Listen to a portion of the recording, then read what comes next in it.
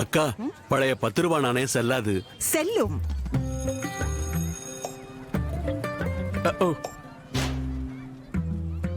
பழைய 10 ரூபாய் நாணயமா?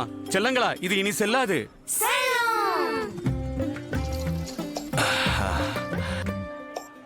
எவ்வளவு? 210 ரூபாய்.